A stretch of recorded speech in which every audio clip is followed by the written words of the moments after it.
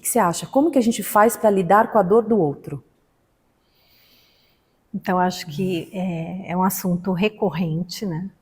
Sempre a gente vai estar preocupado com alguém que a gente ama e como é que a gente ajuda essa pessoa, né?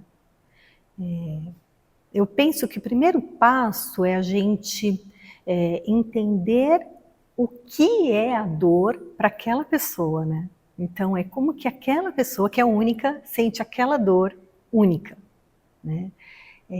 A gente sempre pensa, me colocar no lugar do outro, mas isso não dá conta de responder a dor do outro. E não dá para comparar com a nossa, porque a gente fala assim, que bobagem, você tá chorando por causa disso, você tá triste por causa disso, só ralou o joelho, né? Mas por causa disso, não dá para comparar com o que a gente pensaria ou com o que a gente sentiria, né? Sim. Uma coisa eu acho que legal pra gente pensar é como a dor, quando a gente vê o sofrimento e a dor, nos afeta. Por exemplo, uma criança, ela começa a chorar, a gente já quer logo que pare. Eu acho que até um adulto, né, quando a gente vê chorando, qualquer pessoa que a gente vê sofrendo, a gente quer tirar aquilo da pessoa, né? Então, mas por que a gente quer tirar isso da pessoa? Eu acho que porque nos incomoda, né? Ou não? Porque eu acho que mexe, conversa com aquilo que é a nossa própria dor, né? Então eu quero tirar do outro aquilo que dói em mim, né? Então assim, vamos calar, vamos silenciar, porque daí eu não preciso olhar para a minha dor. A sua dor também me dói, né? Principalmente quando eu estou falando de pessoas que são muito próximas a mim, né? E a gente esquece que o que a gente pode fazer é permanecer ao lado dessa pessoa. Então, ela pode chorar, ela pode falar, e eu não preciso ter todas as respostas, né? Eu preciso estar ali disposto a ouvir e a compartilhar daquele momento de dor dela, né? E quando ela terminar de falar, ela vai me encontrar ali. E é assim, o que eu falo para essa pessoa, né? Não precisa falar. Você vai falar se você quiser, se não vier nada você não vai falar, e se você não souber, eu acho que é importante dizer, eu não sei o que falar, mas eu estou aqui. Né? Então a gente ajuda dessa forma. Quantas pessoas você conhece que agem assim hoje em dia? E às vezes a gente só quer uma pessoa ao nosso lado segurando a nossa mão, né? Às vezes a gente não quer ouvir nada, a gente não quer uma solução. A gente só queria falar, né? Saber que tem alguém do nosso lado segurando a nossa mão naquele momento de dor, de dificuldade. Eu vi isso no filme Divertidamente. A gente vê uma passagem bem legal que mostra bem isso, sabe? O elefantinho tá sentado lá no chão e a tristeza e a alegria querem que ele mostre o caminho que eles devem seguir. Mas ele não quer ir, ele empaca e fica sentado. E aí a alegria fica pulando, mexendo, ele fazendo de tudo para alegrá-lo, para ver se ele tinha vontade de seguir o caminho. E ele não sai do lugar. Aí a tristeza pede para ela se afastar, vai lá, senta do lado dele, coloca a mão nele assim e ele chora, chora, chora. Aí ele coloca aquela emoção para fora. Ele vê que ela só tá ali ao lado dele, olhando para ele, segurando a mão dele. E depois que ele chora, ele levanta e fala: vamos embora, vamos seguir o caminho, é por ali. E aí ele mostra o caminho. Então é bem legal. A gente é uma animação, um desenho para as crianças, mas a gente entende bem como funciona, né? Sim. Esse momento de dor. Às vezes a gente só quer ali ao nosso lado para nos escutar e dar a mão, né? Naquele momento difícil. E você acha que chorar é bom? Eu acho. Eu também. E eu penso que chorar é bom, principalmente quando você entende que tem uma emoção aí que precisa ser colocada para fora, né? Principalmente quando a gente busca entendimento sobre o porquê que eu estou me lamentando, né? Por que eu estou colocando lágrimas ao invés de palavras, né? Que são palavras que eu não encontro, que não conseguem ser ditas. Então elas saem em formato de lágrima, muitas vezes, né? Então acho que muito importante expressarmos e estimularmos as pessoas a expressar suas emoções. Eu acho que hoje, cada vez mais, as pessoas estão falando sobre as suas emoções, né? Que bom isso. E como é importante, acho que uma das coisas mais importantes da nossa vida é aprender a olhar, identificar e falar sobre as nossas emoções, né? Sim. Outro dia eu escutei uma frase, uma amiga falando assim: as lágrimas foram feitas para escorrer, deixa escorrer. Porque a gente vê, muitas pessoas pedem desculpa, né, quando choram.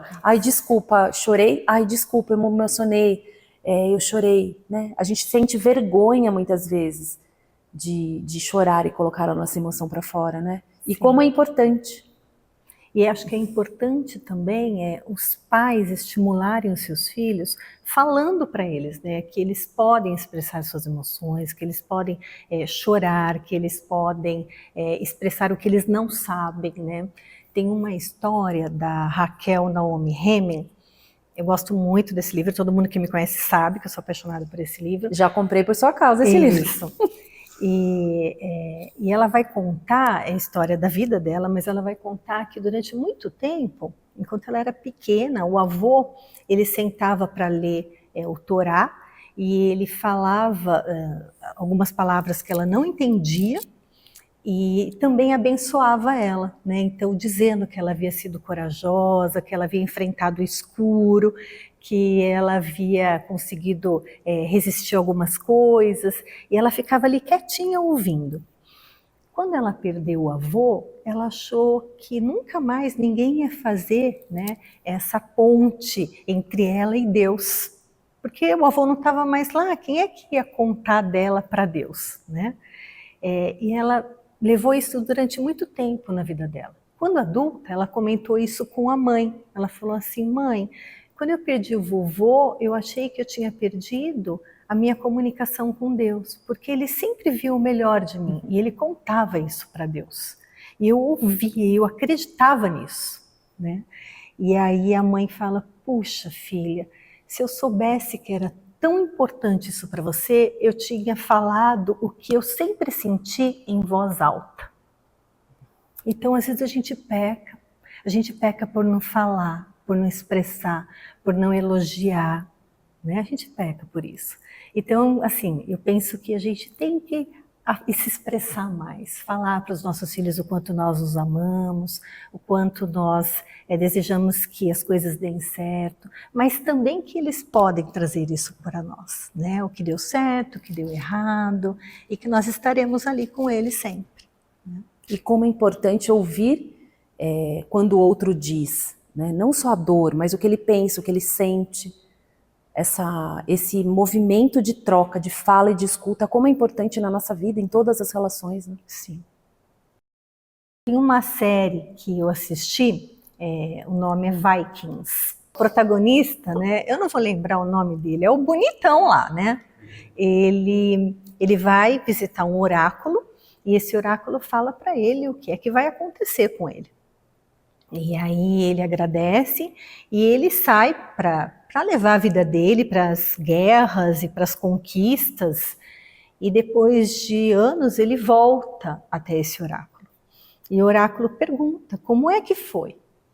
E aí ele fala assim: eu não sei se o que você disse realmente se concretizou, ou se fui eu que deixei que as suas palavras agissem em mim. E eu acho isso bárbaro, né? A força que tem a palavra. Né? Nós não levamos isso em conta quando nós conversamos com alguém. Né? Eu também passei uma situação difícil, uma situação pessoal, onde meu esposo adoeceu e faleceu. E foi muito importante ter a minha mãe ao meu lado. Né? Eu estou trazendo essa coisa pessoal porque eu acho que é importante nesse contexto. Então era uma pessoa que, quando eu não estava bem, ela estava ali ao meu lado, me ajudando. E aí, depois de eu ter chorado, ou de eu ter me queixado, ou ter brigado, ela falava assim: tá, filha, e agora o que é que nós vamos fazer juntas? Né? Então ela me dava essa força, eu sabia que eu tinha essa pessoa ali que estava comigo, e que eu ia lá para cima, lá para baixo, mas ela estava ali comigo. Né? Então isso é muito importante, a palavra tem muita força.